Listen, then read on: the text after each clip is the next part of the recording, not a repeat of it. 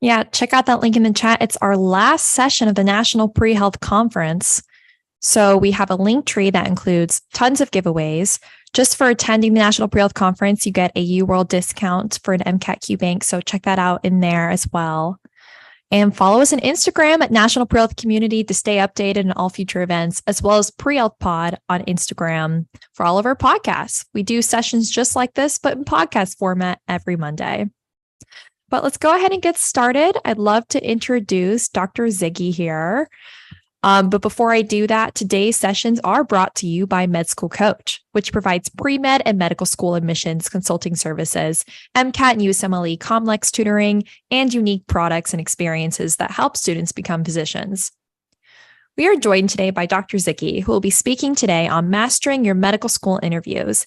He has prepared a session all about developing strategies to succeed and stand out in your interviews. A little bit about him. He graduated cum laude from Yale University with honors in psychology. He received his MD from the University of Rochester of Medicine and Dentistry and did his training at the Harvard Longwood Psychiatry Residency Program. Following his residency, he received an MBA at the Fuqua School of Business at Duke University, in addition to serving as a Duke University pre-major advisor for freshmen and sophomores. He was an admissions interviewer for Duke University School of Medicine as well, the University of Rochester School of Medicine and Dentistry, and the Harvard Longwood Psychiatric Residency Program. He also advised many Duke pre-meds in terms of medical school applications, essays, and interviews. Please give a warm welcome to Dr. Ziggy, and thank you so much for joining us today. Great. Thank you so much for having me. Let's see. I can't see the slides. Let me go ahead and share them.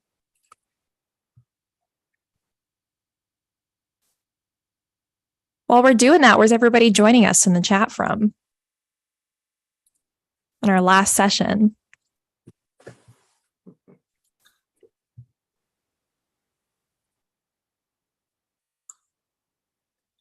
Perfect. All right, great. Yeah. All right. Can I have the next slide, please? Of course. Thank you. So, Alexia, as I go on, I'll ask you to forward them when I'm ready. Thank you so much. No problem. All right. So Alexia already introduced me. Thank you guys so much for having me. I'm really excited to talk to you about how to, master being like, the best interviewer possible, basically. Can I have the next slide, please? So I put some statistics up here. Obviously you can read it for yourself, but it says, the average acceptance rate for medical schools in general is about 5.5%. So I think you guys know that means it's, really, really, really, really competitive, right? But the good news, as you can see, is once you get invited for an interview, the average acceptance rate, the chance of getting into medical school skyrockets, which I think is a really appropriate term, to go up to about 25 to 50%. And the reason I want to point this out is, as you know, or as you will soon know, if you haven't started applying yet, applying to medical school really, to use sort of a cliche, really is a marathon, basically. You go through the primary application, that's tiring. And then you're probably in the middle of secondary applications right now, as I can imagine. So you're being inundated with all of these applications, right?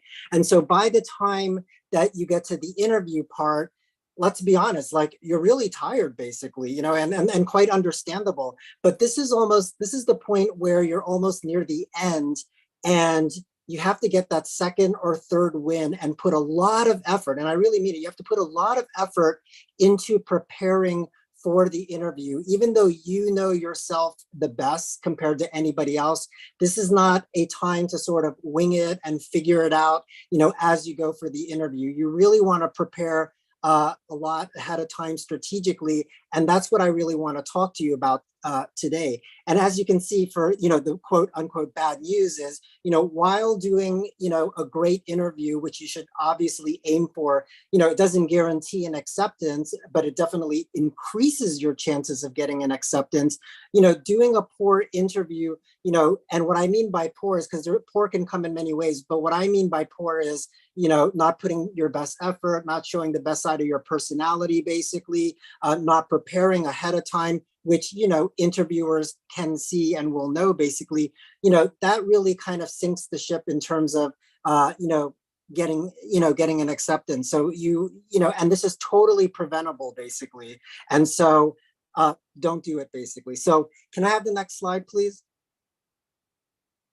All right, so I almost feel like everyone's mom and dad and grandma here talking about do's and don'ts, but I tried to keep it as short as possible. So under do, as you can see, I only wrote two things. The first thing is be your best self. As you might have noticed, I didn't write be yourself. So I'm a psychiatrist, so I understand the concept of personality basically.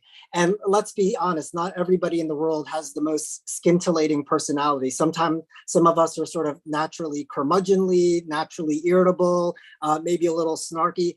You don't want to bring that side of your personality to the interview. That's something you want to put on the shelf for the day, basically. And that's why I said, be your best self, basically. So you want to be, genuinely friendly, nice, engaging, showing that you're passionate and caring about the process that that's the side of yourself you want to bring to every medical school interview, basically.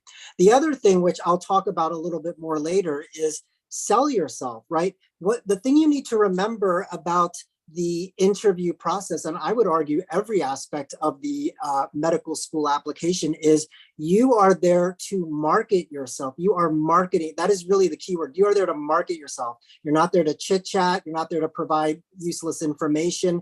You are there to really convince people in an evidence-based manner why you are such an amazing candidate to be part of that medical school class and a future physician, basically. So I really want you guys to really keep that concept in mind of marketing and selling yourself as you go through actually, quite frankly, the entire application, medical school application process. In terms of don'ts, I already touched upon this, but you don't want to be unprepared. And I'll touch on this a little bit more. I mean, I almost feel like I shouldn't have to say this, but unfortunately, this happens in the real world of medical school interviewing. Don't be rude to anyone. I think this is just true in life. But anyway, particularly on medical school day, be friendly and nice and genuinely good just to everyone. And you're not going to have any issues, basically. All right, next slide, please. All right, so let's talk a little bit about the logistics of the interview day. The moral of the story, I don't need to read this all to you under the part that says dress professionally, is, this is the day, it's kind of ironic, right? In terms of when you're in the interview and talking and presenting yourself, you really want to stand out. You really want them to remember you later and say, like, wow, Jane was the applicant who did X, Y, and Z, in Nairobi or whatever. Now, in terms of dressing, that is the one area I would say you do not want to stand out at all. Basically, you don't want anyone to remember how you look that day. Quite frankly, I always remember when I went on interviews. And I would look around at all my peers. I would almost feel like I was part of a funeral procession because everybody literally dressed the same way in the same somber colors. And quite frankly, they kind of look somber at times too, basically. And so this is the time to dress conservatively, conservative colors. If you are a budding supermodel on the side, in addition to being a, med school applicant, this is not the time to show off the fashionista side of yourself, basically. You want to keep all of that under wraps, basically. You don't want to be the person where they say like, oh, wow, I remember Jane, she was the person with, 7 feathers sticking out of her head. Like that's not what you want to be remembered for, okay? Now, what did I write here? Oh, bring a little notebook or portfolio. Okay, so this is very important, I think. I think it's good to bring a little notebook or portfolio and a working pen. Very important. I can't tell you how many pens I've had that didn't work. And you want to do that for 2 reasons, even though I only wrote 1 reason on here. The first reason is it relates to thank you notes. Everybody likes to send a thank you note after the interview. Quite frankly, I think it's kind of a waste of time, but just go ahead and do it for peace of mind. Because quite frankly, if you had a horrible, horrible interview and didn't do a good job, a scintillating thank you note is not going to change anybody's mind. But anyway, I know you all want to send thank you notes. And so in terms of sending a good thank you note, what I would do is right after the interview that you have, write down the conversation that you had with that person, basically. You think you're going to remember it, but I can assure you in about a day, you're not going to remember what you talked about because there's like 5,000 other things going on, basically. So make note of the conversation you had with whoever you interviewed with. And then later on, when you write your thank you note, reference, some part of that conversation in the thank you note, so that person will remember. That's going to be what helps help you stand out a little bit better, basically. The other thing that you should also keep track of while you're going throughout the interview day is keep track of, things about the medical school that stand out to you, things that you really feel resonate with you about the med school, things that you feel like you've learned about the medical school that you didn't learn through the website or talking to other people. Keep track of that. And the reason I suggest that is later on, if you write a letter of continued interest or a letter of intent, you often want to cite one or two really positive things about the medical school. And I think if you can cite things from the day that you interviewed, I think that's a lot stronger. So keep track of that, basically. Now, there's a little green box here, and it talks about if your interview is online, basically. So so some of you might have the good fortune of being able to interview in person, and some of you might have the good fortune of doing it online. So I think this is kind of obvious stuff, but not everyone knows obvious stuff, so I'll go through it with you. Number one, test equipment ahead of time. That's probably more relevant for people like myself who are technologically deficient, basically. So I'm just happy when I can, log into Gmail each day, basically. So make sure your equipment works, make sure your microphone is working, all of that good stuff. Make sure you're in a quiet spot. And the corollary to quiet spot is make sure that, someone's not going to be barging in every few minutes when your door is closed, basically. That's really irritating for you and probably the person interviewing you. Now, the other thing is make sure your background is appropriate. Again, I feel like I shouldn't have to say this, but you don't want anything that's going to be polarizing in the back, inappropriate, whatever. It doesn't mean that you can't have things in the background. I think, for example, I like to paint. So, I would probably put a painting in the back because you never know. Sometimes it can make a good sort of conversation starter, basically, right? So put some thought, and if you can't really think of anything, just having a blank wall behind you is perfectly fine. And then the last thing is, similar to an in-person interview, you definitely want to make sure you're on time, and you definitely want to make sure you're properly dressed. Just because you're doing online interview doesn't mean you should show up in PJs and flannels and all that kind of stuff. You make sure it's treat it like it is a real interview. So dress appropriately. All right, can I have the next slide, please? Okay, interview day. I mean, geez, this is just sort of like the routine. You get started at 8 or 9 in the morning. Not surprisingly, there are going to be some speakers, tour of the medical school, lunch, interviews, blah, blah, blah. Right. So tips, of course, you want to be on time. Now, this is strange because quite frankly, there are times, even with my own clients, that they're not on time. And I find it shocking because you guys have, smartphones with 5 billion gadgets on it. So I really feel like there should be, 15 apps that can help you be on time, basically. So know where you're going before interview day. This is really important. If I were you, I would figure out where you're going the day before. Don't do it the day of, because I'm telling you, sometimes there's construction going on in the medical school. Sometimes something's closed off and then you're, rushing. And by the time you get to your interview site, you're frazzled and you're just in a terrible mood by then. So figure it out the day before, figure out how much time it takes, and then add another 10 minutes and do it that much earlier the next day, basically. Again, like I said before, be courteous to everyone. And then what I have here in bold, this is really important. Assume you are being evaluated at all times by everyone. So what I mean by that is it's not only when you have your official 1 or 2 or 3 interviews. From the second you step on campus and start interacting with anybody, even if it's another fellow interviewee, just assume you're being evaluated. It doesn't matter if you're talking to the person who cleans the trash, cafeteria. I don't care if you're talking to a med school student in the bathroom, whatever. Never let your guard down in terms of being inappropriately informal or too easy, whatever, basically. So just make that assumption. You're evaluated all times by everyone, and that way nothing can go wrong for you in that way, basically. All right, next slide, please.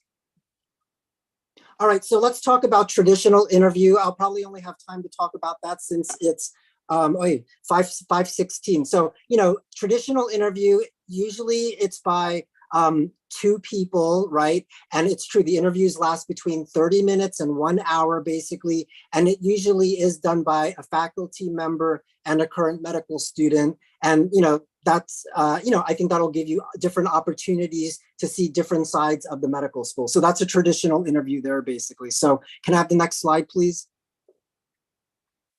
Okay, so this, I can actually provide some added value because I made the slide.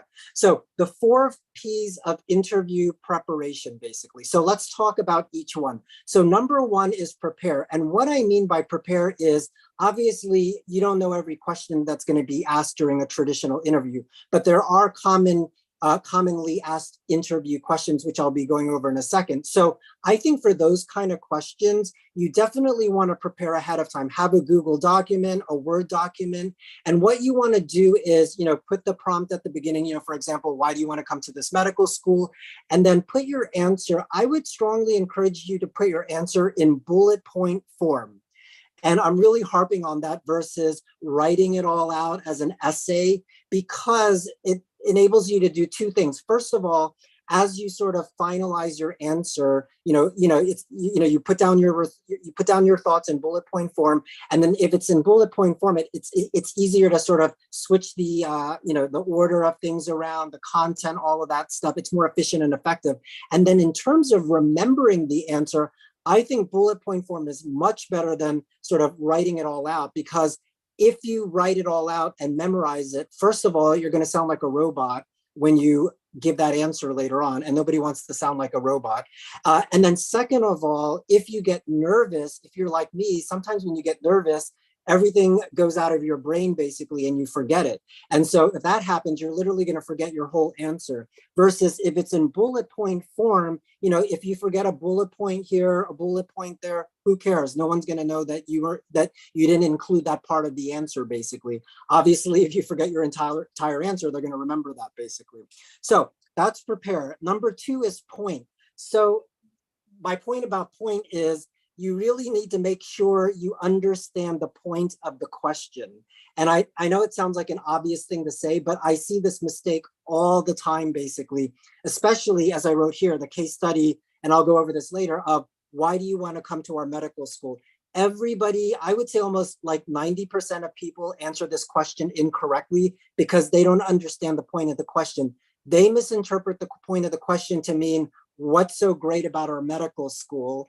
And then they answer, based on that point, when actually that's not the point of the question at all. The point of the question is, what are some of the unique strengths about our medical school that are going to enable us to help you achieve your goals as a physician? So if you realize that's the point of the question, then you're obviously going to answer it quite differently.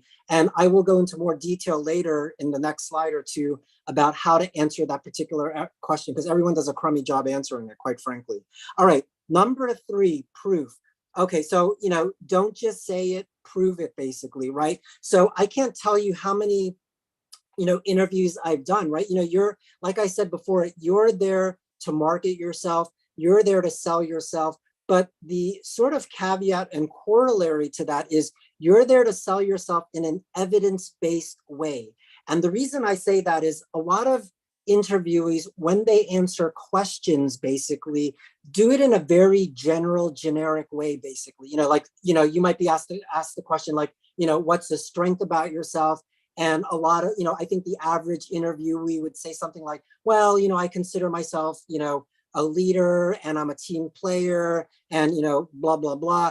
And they don't say too much beyond that, basically. Whenever I remember when I used to interview people, whether it was for college, business school, medical school, residency, whenever people gave general answers like that, literally the next question out of my mouth would be, can you give me an example of what you're talking about? So the moral of the story is there's nothing wrong with saying, I'm a leader, I'm a team player, I'm a whatever, but make sure to back it up with a relevant experience that you've had. So you are proving to the interviewer, it's like, the old saying, it's not just action, but it's words. It's not just wrong way. It's not just words, it's action, basically. And so by talking about the experience, you're saying I'm more than just words. I have action to back up what I'm saying, basically. And I think that's very, very important. And I think by doing that, you're going to set yourself ahead of the average interviewee, and you're going to, it's going to look better, basically. The last thing I want to say, excuse me, in terms of the fourth P is in terms of practicing. Of course, if you have a chance to practice with somebody else who you feel like is going to give you brutally honest, really sound advice, of course, that's a great way to go, basically.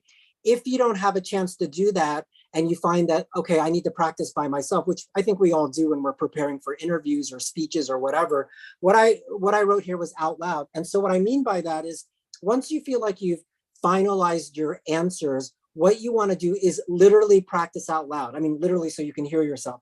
And the reason you want to do that is, I have found when I practice out loud, it's much easier to catch errors in terms of the order in which I'm saying things, if things flow well, if things are sounding grammatical, if I have any syntactical errors. If you're just thinking it in your head, your brain is automatically going to just sort of like cover over all that stuff, basically. It's just sort of like part of the subconscious process.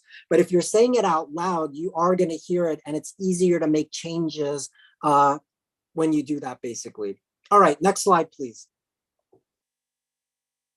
Oh, okay, great. Another great slide. All right. So I don't know how much time I'm going to have to cover all this because it's already 5:23. Oh my God, I only have 7 minutes. So common traditional questions, basically. So I think these are the most commonly asked questions, but I would also say like the most commonly poorly answered questions too. So I'm going to start actually with the second one because that's the one I referenced before. Why do you want to come to our medical school? Oh, okay, 2:45. Okay, good. I just want to make sure we have room for questions. But anyway, why do you want to come to our medical school? I can almost assure you, you're going to be asked this question at some point, basically. So you definitely want to prepare for it. Number one, the first thing you need to do to even prepare for this question is whenever you're invited for an interview, make sure that you research the medical school really, really, really, really, really well. And I know it's tiring and nobody wants to do it, but that's what's going to help you set the foundation for a good interview. And don't look at the same 2 or 3 pages on the school's website that everyone and their mom looks at. Read the whole website from beginning to end as it relates to the medical school, curriculum, opportunities, hospitals that you're rotating at. You're just going to do yourself a favor by doing that. In terms of approaching answering this question, basically, you want to have 3 components to your response. Number one, you want to cite 1 or 2, maybe 3 unique strengths about the medical school. Most people, when they answer the question, actually, before I go on, most people, when they answer this question, they say something along the lines of, I want to go to med school X because you have a great, you have early clinical experience, you have a great mentoring program, I love the city. And then they list like 4 or 5, 6 things about the medical school, and then they stop and they smile at you. That is a complete waste of a response, because what you are essentially doing is an infomercial about the medical school to people who know more about the medical school than you do, basically. So like, they don't need to hear all that stuff, right? You need to personalize your answer to yourself, basically. So when you're answering it, as I mentioned before, you should have three parts to your response. Number one, cite 1 or 2, maybe 3 unique strengths about the medical school. Number 2, for each strength that you cite, back it up. It goes back to evidence. Back it up with a relevant, meaningful experience that you've had. So for example, I've had clients who say, oh, I want to go to this med school because they have a phenomenal mentorship program. Great. If you say that, back it up with an example where you had a phenomenal mentoring experience in college, and talk about what you gained from that experience. We all know the value of mentoring to an extent, but you really want to demonstrate that you understand the value of it, and hence why you want to go to this medical school, basically. So that's part 2. Back up whatever you say with the relevant experience. Number 3, which nobody ever does, is if you can even talk about how you would take advantage of that opportunity if you were to get into that medical school, that's going to knock their socks off, because you're really going to be showing the interviewer, wow, you've really taken the time to not only research the medical school, personalize, back it up with relevant experiences, but also personalize it in terms of what you would want to do if you were at that medical school. So, you know, if there's like a unique research experience at that medical school and you've done a lot of research before, talk about the research you would want to do at that medical school if you were lucky enough to get in there, basically. So I think if you have those three components, you're really going to be way ahead of the curve, basically. All right. The other thing is, okay, so let's talk about what's your biggest weakness. Okay, so I have here what not to discuss. Okay, yeah, that's a good reminder. So I used to ask this question when I used to interview high school students applying to my alma mater.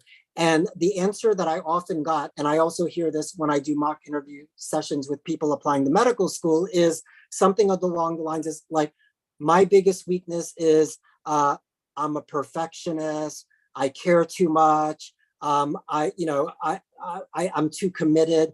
And, you know, I always wanted to roll my eyes when I heard that, because let's be honest, that's really not a weakness. I mean, like, we're lucky if we have people who are perfectionists and really care too much and really are involved, right? Like, essentially, that's a strength disguised as a weakness, and every interviewer is going to know that, basically. So I actually stopped asking that question because I always wanted to stab myself in the head with a pen whenever I heard it. But somebody else still might be asking you this question later. And so if you get asked this question, you know, you want to have a legitimate weakness, right? A weakness that if you mentioned it, people, you know, most of human nature would be like, yeah, that's really legitimate, basically. So something along the lines of, maybe you're not a strong public speaker, maybe you're kind of introverted, you know, something like that, basically. I think, you know, that's something that's legitimate, basically. In terms of framing the weakness response, right, you want to have three parts to it.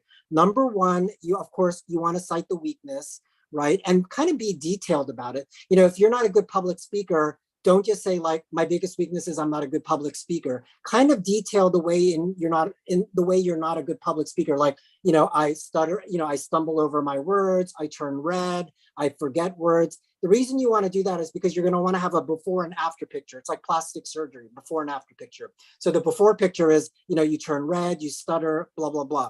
The second part to your response should be, what did you do, or what have you started doing to rectify that weakness, right? So maybe you joined the debate team, you know, whatever it is that you've done to rectify it, talk about that, basically. And then number three, you know, talk about how, you know, based on the event, you know, based on what you've done to sort of rectify the situation, what is kind of like the after result now, right? And so, you know, you could say, you know, my biggest weakness is public speaking. I turn red, I stutter. You know, I joined the debate team. That was awesome to do because I was forced to stand in front of all my, you know, colleagues and, you know, go to all these, debate events and all that stuff.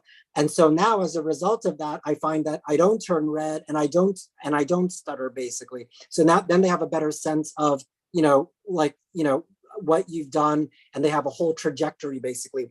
The other thing that you also don't want to talk about is bad habits that could potentially like reflect poorly on future performance. So what I mean by that is, I remember I did a mock interview with a client, and I practiced this question with him, and his answer for his biggest weakness was, I'm really bad at time management. And my eyes almost dropped out of my head, because I was like, you do not want to say that to the interviewer, because time management is such an important part of medical school. Like, I mean, if you don't have good time management, you're going to fail, essentially.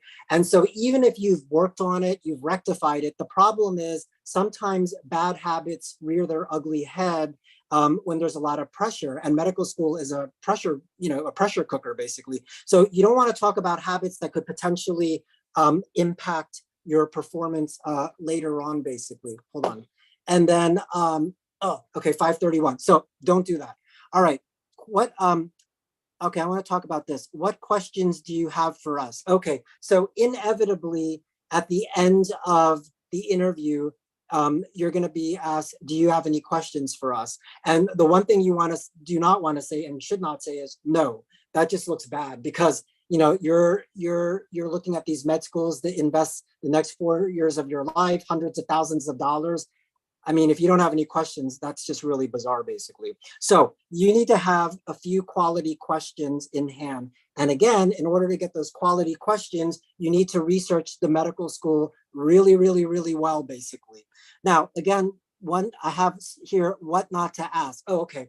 So this relates to faculty members. And I've had clients ask me, is it appropriate to ask a faculty member something like, oh, how did you end up at this medical school? You know, on the surface, it sounds fine, but quite frankly, I would not ask that question, because a lot of times faculty members, like in any job, end up where they are because either they're getting more money or they're getting a higher position or something's better, basically, right? And that's totally irrelevant to your situation at hand, basically. So I don't think you need to ask that, basically.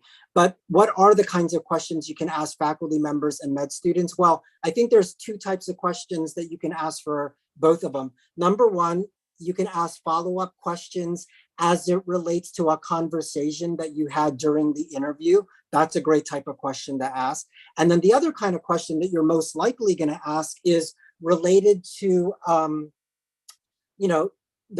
related to the research you did on the medical school and having follow-up questions, right? That's why you have to research the medical school well. And in terms of how you want to frame it, you don't want to just say like, oh, can you tell me more about Club X? I mean, you could do it, but I don't think you're optimizing the chance to market yourself.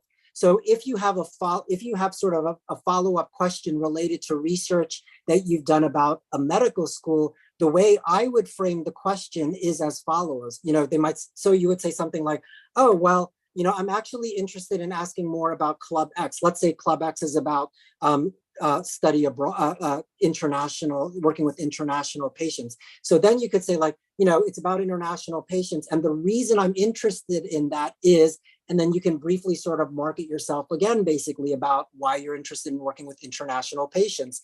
And then the follow-up, the way you frame it is, so of course I did all the research about, I read everything I could about Club X, but what I didn't find was this kind of detail. And my question is as follows, basically. And so basically you're demonstrating A, you did research about the medical school, B, you're able to market a little bit about yourself, about why you're interested in it. And then C, you're asking a more detailed, personalized follow-up question instead of a generic question, basically. And then in terms of faculty, you know, if you know who's interviewing you ahead of time and they're in a specialty or they're doing research that you are genuinely interested in, I think it's perfectly good to ask about that, basically. Oh, and as you mentioned, I use the word genuine. You know, ask questions that you are genuinely interested in. I know you have to ask questions, but seasoned interviewers can tell when you're asking a question just for the sake of asking a question, basically. So, you know, and you really should ask questions you're genuinely interested in because you're potentially going to be going there. So you're only hurting yourself if you don't. And then in terms of medical students, the type of question you could ask could be, this is nothing new, I'm telling you, but this is a great time to ask about qualitative questions, right? So ask them, what's your experience been like at the medical school? What are the things you like best about a medical school? And I would also argue that because you are evaluating them as much as they're evaluating you, this is a great time to ask them, you know, what is something maybe that you wish could be improved upon in the medical school? Don't say, what don't you like about the med school? It's the same thing, but you always want to be positive. Okay, I hear we're transitioning the Q&A very soon. What I wanted to tell you guys real quickly before I hand it back over to Alexia is, first of all, I hope this provided added value for you. And second of all, on my, I have on my TikTok and Instagram account, there's, it's called Shrink Who Loves Pink. And the reason I'm mentioning that is I also give my latest and greatest, hopefully best advice as it relates to being a pre-med and applying to med school. So please feel free to follow me on that. It's Shrink Who Loves Pink. And I want to help as many people as possible, basically. So check me out there. All right, Alexia, that's my part.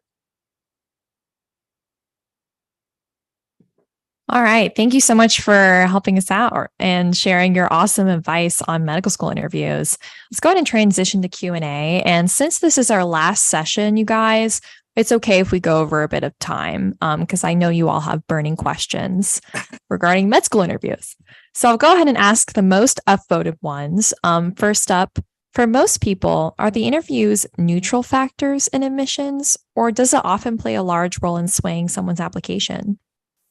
Yeah, okay, so I'm going to give you the most, I think it really does play an important part because think about sort of the time and effort that goes into each medical school investing in inviting people to do interviews. Like they invite a lot of people, and from that, they call about, like I said, 25 to 50% to be part of their class. They have better ways, if they wanted to waste money, that's not the way they're going to do it, basically. And so I would say it really plays an important part. And the other big reason it plays such an important part, you guys, is because it's not only about seeing how wonderful you are on paper, but they really want to see how you are in person, because someone who seems wonderful on paper could come across in the most horrendous way in person, basically. And maybe they're better off just doing research by themselves. So, personality is really important, basically. And they really want to get a sense of, is this somebody that we want to be among all our peers, our faculty, basically. And that's why I was harping on putting your best self forward later, because it really does play an important part. I think that's absolutely great advice. All right, next question. This one is 8 upvotes. What is something you have not seen or heard during an interview that you would like to see more of? Oh, wow. So for full disclosure, I'm gonna start off by saying I don't remember, because the last time I did interviews was many, many years ago at Duke, and it was for MMIs. So that's a whole different beast, basically. So there wasn't anything in terms of personal interviews and all that kind of stuff. I mean, if I could pick something, if I could go back in time and change something, I kind of referenced this before, is I wish people would give better, more genuine answers to what's your biggest weakness, instead of telling me that they're a perfectionist. So if people gave more sort of realistic answers to that, that would really make my day, quite frankly. Perfect. All right, let's see. Ooh, 7 upvotes. What are other ways that an answer may accidentally become a red flag, similar to the answer to what your greatest weakness is? And how can that be avoided? Oh, God. Well, I think the way anything can be avoided. Oh, I have a good answer. The first way it can be avoided is through great preparation, as I mentioned. The other thing, I'm glad you mentioned this, because I didn't get to this on the slides and I actually had it. So, something that kind of can happen to any of us, no matter how much we're prepared, is someone can ask you a question and your mind completely goes blank. And what happens, it doesn't matter. It doesn't matter how great of an interviewee you are, it can happen. And what most interviewees do, unfortunately, it's like a Pavlovian response. If you remember, it's like you ring the bell and the dog salivates. Well, in this case, you hear a question and your mouth drops open and something comes out, even though you don't even know what you're saying, basically. And so that's what happens. Most people open their mouth because the interviewer is staring at them and they feel this intense pressure that I must answer right away, basically. And then something comes out, it's not great. And then they spend the rest of the time chasing their answer, basically. So my advice to you is, if you get asked a question and you really cannot think of anything to say, what I would literally say is something along the lines of, wow, that is a great question. I just need a few seconds to think about it. And I would literally take a few seconds to think about it. Believe it or not, those few seconds enable you to calm down, decompress, and glom onto one thing that you can start sort of building off upon. And the other thing, and so that's going to prevent, as Alexia was saying, that's going to prevent a catastrophe. You don't want to sound like an answer where you're driving without a GPS. And then the other thing to remember as it relates to the interviewer, I want you guys to all remember this, is they're on your side. Even though they're asking you questions, it can sometimes feel like an adversarial process, basically. And we've all been where you are. I know how it feels. I know the butterflies I had in my stomach, how I feel like I wanted to puke, all that kind of stuff, basically. So we have a lot of empathy for you. And if they're inviting you for an interview, they want to see you put your best foot forward and they want to help you enable that to happen. So don't feel like they're against you. They are definitely for you, basically. And the other thing, Alexia, in terms of like averting a catastrophe, I would say this is avoiding a mental catastrophe, is a lot of times I have clients who say to me, oh, wow, I had an interviewer and they were totally unfriendly. They looked totally uninterested. And they were a weirdo, basically. It's not always all three. Sometimes it's like one or the other, basically. And they take it to heart because they say, oh my God, what did I do wrong during that interview, basically, to cause this person to behave that way? And I always say, you didn't do anything. It's called personality. And so if they behave that way with you, I can assure you that they behave that way with everybody else. And I've had people who thought they had a horrible interview because the interviewer seemingly didn't like them, and they got in basically. And the other thing to remember is if you find during the interview that this is the way the person's behaving, just stay pleasant, just stay calm. There's nothing you can do about it. It's their personality. And every once in a while, there's a red herring where someone wants to see how you act under pressure. Well, stay calm, basically, and you'll avoid a catastrophe. Yeah, I think that's a great answer and a good reminder as well. Thank you. Next question. What would be a good answer to what's your greatest weakness then?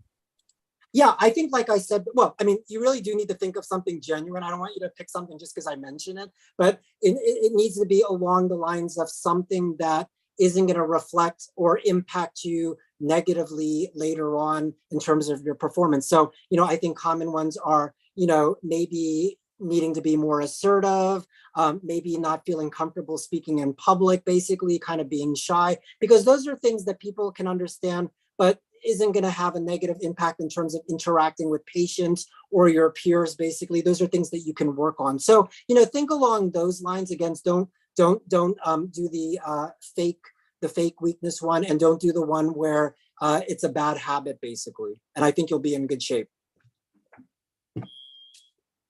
Awesome. All right, let's see. I've heard that interviews should be treated like conversations. To that end, is it appropriate or preferable to ask your interviewer questions throughout the interview rather than all at the end? Oh, I think for the most part, so here's the thing, just because you don't ask an interviewer questions throughout the interview doesn't mean it's not conversational. It can still be conversational. I think what you have to do is follow the lead of the interviewer. Basically, they'll give you kind of a sense if they're open to your asking questions. Sometimes, you might be talking about baseball, and of course, through a natural conversation, we ask questions sometimes. So I think you have to sort of get a reading of the vibe, the atmosphere at that point, basically, and then sort of go with that. I think for the most part, interviewers usually do wait until the end for questions to be asked. And if that happens, that doesn't mean that you didn't have a conversationally based interview. That just means that's the way the interviewer wanted to conduct the interview, and that's perfectly fine. That's perfect. Yeah, thank you for these awesome, insightful answers. You're welcome. All right, next question. How often does the personal statement come up in interviews? When answering questions about experiences we discussed in the personal statement, should we be trying to add commentary on our essay that wasn't already in it, or just stick to what we already wrote? Yeah, that's a great question, and that actually reminds me, before I will answer this question, but before you go to your interview, definitely review what you wrote in your primary application and what you wrote for the secondary for that medical school. It also depends on if the interview is closed file versus open file. If it's open file, they're more likely then to be able to ask about your personal statement and other things related to that, versus closed file means they don't know anything about you. So they're more likely to ask open-ended questions. As it relates to the personal statement, it's very possible that you might be asked about that, if it's like an open file. I think it really depends on what the question is, basically. So it's hard for me to say, because you might be asked the type of question where it does require commentary, because I don't think someone's going to ask you a question where you need to regurgitate what you wrote in your personal statement. That's kind of a waste, right? If I'm asking a question based on something that I read about you, I probably want additional commentary, additional details beyond, because I can read beyond what I saw there, basically. So I think most likely it's going to be extra stuff beyond what you already have there. Perfect. Is overthinking or being too analytical a good weakness? Oh God. I think someone's overthinking about this. I get where you're coming with that. It's kind of like self-analysis paralysis, right? And so that being said, again, I'm coming from the perspective of the curmudgeonly interviewer who's been around the block a few times. I would say don't go with the over analytical thing, because again, I think, I just saw a secondary the other day about, the importance of being analytical, and research all this kind of stuff. I think those are more seen as positive things, basically. And so, you might get in hot water. Like someone might say, like, what do you mean by being over analytical, right? So then that means you're forced to say something negative about yourself, which then could have a negative impact, basically. So I would kind of avoid that, quite frankly. Okay, sounds good. Do they ask about your background or any extracurriculars during the interview? Oh, absolutely. I mean, quite frankly, I think a lot of it is going to be based on your background in terms of maybe culture, ethnicity, if that's something you wrote about, if that's something you feel is important, and definitely based on extracurriculars and experiences. I mean, because, those are the fundamental elements for what is making you the candidate that you are, that led to your being invited for an interview, basically. So it only makes sense, as it relates to research, community service, clinical experience, shadowing. And the other thing to remember that's important is hobbies. That might be a great thing to talk about. Those are all open for fair game in terms of they're asking you. And those are also the things that you should be utilizing in your arsenal to sort of make an evidence-based case for yourself as you answer specific questions, basically. Okay, awesome. Well, I think we'll just ask one last question. So I'm looking for that if anybody upvotes one. Give it 1 second. I'll just ask this one because I kind of like it. If it asks the why this medical school question, how do you avoid repeating what you wrote in your secondaries? Frankly, I don't think there's anything wrong with repeating what you wrote in your secondaries. And actually, that's why I think you should read your secondary ahead of time, because you want your answer to be consistent with what you wrote in your secondary, basically. Because if you give a totally different answer than what you wrote in your secondary, that just looks bizarre, basically. So quite frankly, I think it's okay to not only repeat what you wrote, but of course you can build upon it or add on to it, basically. So that's the way I would approach that question. Okay, perfect. Well, thank you so much, Dr. Ziggy, for joining us in our last session of the National Pre-Health Conference. Yay! We get some little emoji claps in there. Before we end this session, I wanted to highlight MedSchoolCoach is one of our sponsors. All I do is help students become physicians. And if you would like to speak with an enrollment advisor to purchase any of their services, like interview prep, just like we talked about in this session, you can scan that QR code to book a meeting. If you have any general inquiries, feel free to contact them at info@medschoolcoach.com. If you are unable to scan this QR code, go to their website at medschoolcoach.com and click book a meeting at the top. I'll leave this up for a second, but feel free to exit this and enter closing remarks. I'm going to go over some highlights, our future events, and wrap up the 4th Annual National Pre-Health Conference. Thank you again, Dr. Ziggy, for joining us.